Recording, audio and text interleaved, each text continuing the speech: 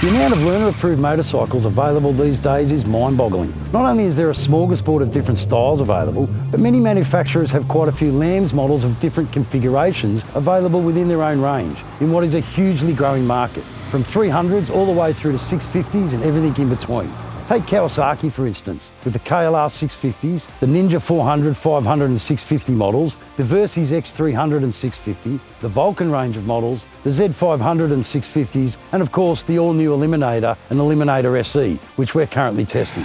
It really is a versatile stepping stone to the world of motorcycling. Now, the Kawasaki Eliminator has been produced in several variants since it was first introduced back in 1985 as a 900 Eliminator. And last year, Kawasaki introduced a new version, the Eliminator 400, which was equipped with a 451cc engine updated from a Kawasaki Ninja 400.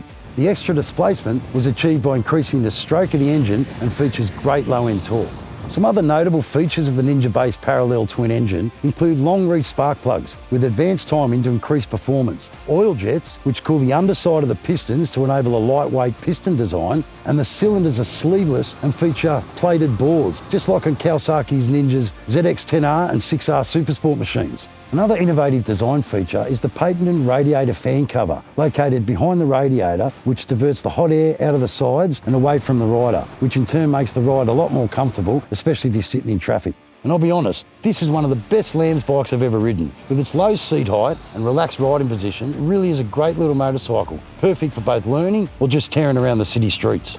Now, a lot of this confidence-inspired handling is achieved with the Eliminator's low seat height of just 735mm, which is the lowest out of all of Kawasaki's 250 to 500cc range of models. On top of that, there are also options available in the accessories for a higher and lower seat, enabling a variety of riders to enjoy the Eliminator model with both confidence and comfort. With the low seat, the seat height is reduced by another 20mm to 715mm, while the high seat increases by 30mm to 765mm, meaning even a hobbit can ride this. And as you can see, it's 735mm, my feet are firmly planted on the ground, and like I said, it just puts your arms in that perfect riding position.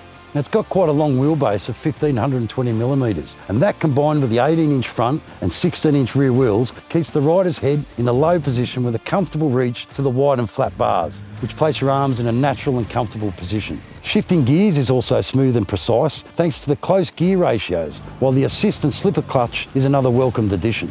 And the 41mm telescopic fork is smooth and contributes to the light and nimbling handling of the Eliminator, while the twin shock setup at the rear is more than adequate for city riding. It pulls up with ease too, thanks to the large 310mm front brake disc, which is gripped by a balanced actuation dual piston caliper. In fact, the front brake disc is the same size as the ones used on the Ninja ZX-14R, while at the rear, it's got a 240mm disc. And I'm sure most would agree the styling on this little cruiser is great, with the long, low design and the flowing lines achieved by the vertically thin fuel tank right through to the bike to that original rear end piece, which the Kawasaki designers wanted to pay respect to the Eliminator lineage without being a copy. It's also got a LCD screen, which is really easy to read and navigate, especially for learners, and offers all the simple information at a glance. Now, we've actually got the Eliminator SE on test, which is a special edition variation model. And in addition to the distinct colour and graphics, the Eliminator SE comes equipped with a number of special features, including the headlight cowl, which is reminiscent of those found on earlier Eliminator models, along with the fork covers, a two-pattern seat with leather stitching across the top,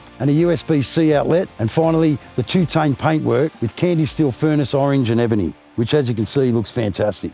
Now, the convenient USB-C outlet is mounted right here on the side of the bars and features a waterproof design, although they do recommend you don't use the outlet while it's raining, which is a bit of a head scratcher considering it's waterproof. There's also a rider app you can download to use the bike wirelessly and to display vehicle info like fuel gauge, odometer, etc. You can also access a riding log along with changing general settings. When it comes to accessories available for the Eliminator and the Eliminator SE, there's quite a few, like the peeling grab bar for a little bit of extra comfort, heated grips, a tank pad, the USB-C outlet, which is standard on the SE model, the helmet lock and relay, which is also standard on the SE models, a radiator screen and frame sliders. So you could look cool on something like this, or you could look like that.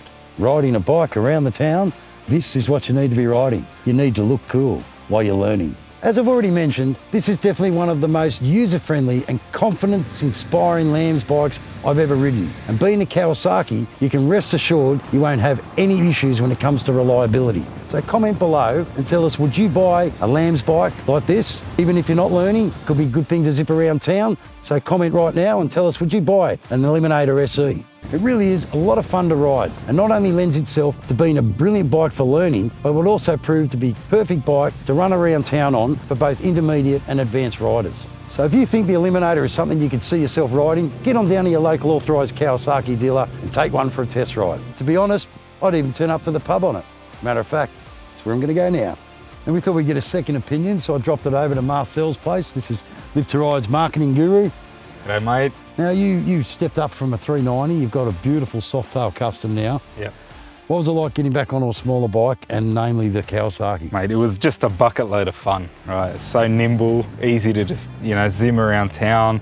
I really enjoyed it. It was just nostalgic. Yeah. It just took me back to learning. And what I noticed too, you took it into work, and the first thing you said, because in your circle of work now, you've got a few people getting their licenses. Yeah, a couple of the guys, they just got their L's, super keen to get on different bikes and try different bikes out. And it's just, overall, it's super comfortable.